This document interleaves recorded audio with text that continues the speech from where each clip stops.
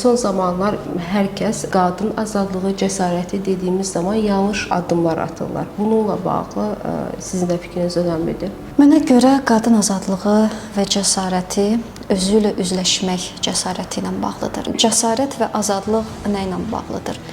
Mən özümdə intuitiv şəkildə hiss edirəm ki, mən nəyisə etməliyəm. Bu məndə daxili bir istək var, hansı ki, heç kimə ziyan vermir. Məsələn, mən kitab yazmaq istəyirəm və yaxud da mən hər hansı bir yerə getmək istəyirəm öz inkişafımla bağlı.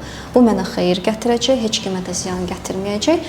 Amma eyni zamanda mənim çox ciddi bir baryerim var. Mən kimdənsə icazə almalıyam, məsələn. Bu valideyn ola bilər, bu partnyor ola bilər və s. və s. Və burada çox ciddi bir konflikt yaşanır. Mən nəyi seçim? Öz arzularımı, xəyallarımı seçimmi? Hansı ki, mənə faydası deyəcək. Və yaxud da mən kimisə gözündə yaxşı olmağı seçimmi ki, mən onun gözündə yaxşı qız anlayışında olum.